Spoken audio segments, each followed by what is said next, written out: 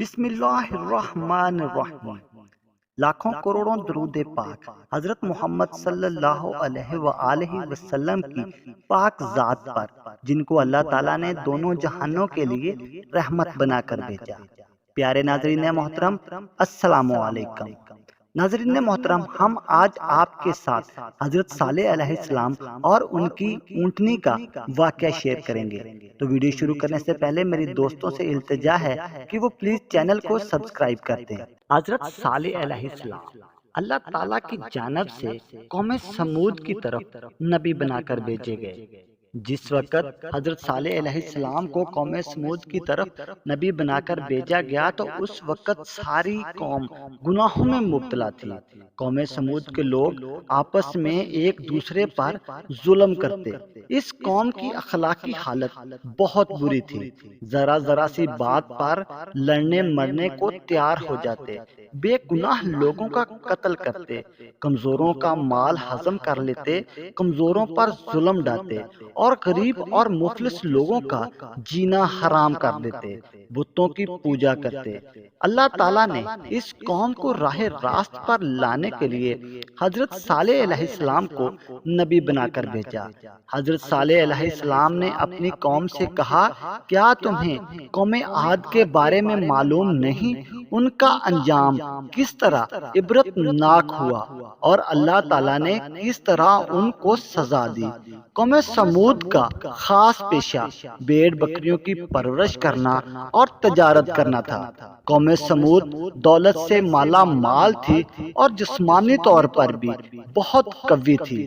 حضرت صالح علیہ السلام ان سے کہا کرتے تھے کہ اے قوم، اللہ تعالیٰ کی بندگی کرو، اس کے سوا کوئی عبادت کے لائق نہیں۔ اللہ تعالیٰ نے مجھے پیغمبر بنا کر بھیجا ہے کہ میں تم کو راہ راست پر لاؤں اور اللہ تعالیٰ کے عذاب سے ڈراؤں۔ تو لوگ ان سے کہتے، ہمارے پاس دولت ہے، عزت ہے اور طاقت بھی ہے، اگر اللہ تعالیٰ کو نبی بنانا منظور تھا تو ہم جیسوں کو نبی بناتا۔ اگر اللہ تعالیٰ ہم سے ناراض ہوتا تو ہمارے کھیتوں کو اجاڑ دیتا، ہمیں رہنے کے لیے عالی شان مکانات نہیں دیتا، ہمارے پاس بے شمار اونٹ اور بکریاں ہیں، سواری کے لیے اعلیٰ نسل کے گھوڑے ہیں۔ یہ اس بات کی دلیل ہے کہ ہمارے بت ہم سے بہت خوش ہیں، اسی لیے ہم ان کی پوجا کرتے ہیں۔ ہم یہ بات کبھی برداشت نہیں کر سکتے کہ تم ہمارے معبودوں کو برا بھلا کہو، ہمیں ان کی پوجا کرنے سے روکو۔ ہم تو خوشحال ہیں، لیکن تمہاری بات ماننے والے مفلس اور غریب ہیں، تمہاری حالت بھی ایسی ہی ہے۔ اگر تم نبی ہو تو اس بات کی کوئی دلیل پیش کرو، کوئی معجزہ دکھاؤ، ہم دیکھنا چاہتے ہیں۔ حضرت صالح علیہ السلام نے ان کی اس قسم کی باتوں پر کہا، تم ہی بتاؤ تم کیا معجزہ دیکھنا چاہتے ہو۔ پھر کافر آپس میں مشورہ کرنے لگے کہ ان سے کس قسم کا معجزہ طلب کیا جائے۔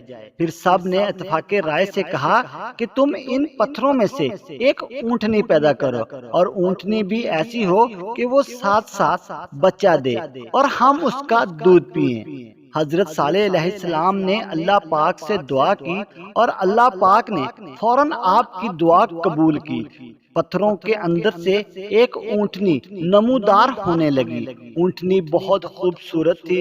اونٹنی کے ظاہر ہونے کے بعد اس جگہ پر گھاس اگ گئی اور ایک پانی کا چشمہ بھی جاری ہو گیا۔ اونٹنی نے گھاس کھائی، چشمے سے پانی پیا اور اسی دوران اندر سے ایک بچہ بھی جنا اور وہ دودھ بھی دینے لگی۔ کافروں نے جو معجزہ طلب کیا تھا وہ سب پورا ہوا۔ پھر حضرت صالح علیہ السلام نے اپنی قوم سے کہا کہ تم لوگ اب کیا چاہتے ہو؟ جو تم نے کہا وہ اللہ تعالیٰ نے پورا کر دکھایا۔ کیا تم اب بھی اپنی ضد پر اڑے رہو گے؟ کافروں نے کہا ہم تم پر ایمان نہیں لائیں گے اور نہ ہی تمہاری باتوں پر عمل کریں گے۔ الٹا کافروں نے اونٹنی کو تنگ کرنا شروع کر دیا۔ جب اسے پیاس لگتی اور وہ کنویں کے پاس جاتی تو اسے پانی نہیں پینے دیتے۔ بعد میں اونٹنی کو مارنے لگے اور اس کا چلنا پھرنا دوبر کر دیا۔ وہ اذیت کے مارے کراہتی، لیکن کافروں کو رحم نہیں آتا۔ حضرت صالح علیہ السلام ان سے کہتے کہ اونٹنی کو اذیت نہ پہنچاؤ، اسے چرنے دو، وہ جہاں جانا چاہتی ہے اسے جانے دو، اگر وہ پانی پینا چاہتی ہے تو اسے پیاسا نہ رکھو۔ ایک دن اونٹنی چشمے سے پانی پیے گی، دوسرے دن تمہارے جانور پانی پیئیں گے۔ اس روزانہ کے معمول میں کوئی فرق نہ آنے دو، اللہ سے ڈرو اور اس کی عبادت کرو۔ تم جو کچھ کھاتے ہو پیتے ہو یہ سب کچھ تمہیں اللہ پاک دیتا ہے، یہ سب اس کا کرم ہے۔ تمہارے بت تمہارے کسی کام نہ آئیں گے۔ لیکن قوم سمود بات نہ آئی، نہ ہی حضرت صالح علیہ السلام کی باتوں پر عمل کیا۔ ایک روز اچانک حضرت صالح علیہ السلام کی اونٹنی کو کافروں نے قتل کر دیا۔ قتل کی خبر سنتے ہی آپ کو بہت صدمہ لگا اور آپ اس صدمے سے ناڈال ہو گئے۔ آپ کی آنکھوں سے آنسو جاری ہو گئے۔ پھر آپ نے اپنی قوم سے کہا ان قریب تم پر اللہ تعالیٰ کا عذاب آنے والا ہے، اور وہ عذاب اتنا سخت اور شدید ہوگا کہ تم اس سے نہیں بچ سکو گے۔ اس کے بعد آسمان پر بادل گرجنے لگے، پھر بجلی چمکی اور اس کی کڑک اور گرج کی آواز اتنی شدید تھی کہ قوم سمود کے لوگوں کی سماعت اس آواز کو برداشت نہیں کر سکی اور پوری قوم اس آواز سے ہلاک ہو گئی۔ جو لوگ آپ پر ایمان لائے تھے اللہ تعالیٰ نے انہیں بچا لیا، اور جو لوگ اس تباہی سے بچ گئے وہ عرب کے مختلف علاقوں میں جا کر آباد ہو گئے۔ قوم سمود کی تباہی اور بربادی کے اثار حجاز اور شام کے درمیان سمانے عبرت کے نشان چھوڑ گئے۔ غزوہ تبوک کے بعد جب لشکر اسلامی تباہ شدہ آبادی سے گزر رہا تھا تو انہیں پانی کی ضرورت پڑ گئی۔ وہاں پانی کا ایک کنواں دیکھا، لشکر نے آٹا گوندنے کے لیے پانی لیا تو آپ حضرت محمد صلی اللہ علیہ وآلہ وسلم نے فرمایا کہ جس بستی میں اللہ نے اپنا عذاب نازل کیا اس جگہ سے کوئی چیز استعمال نہ کرو۔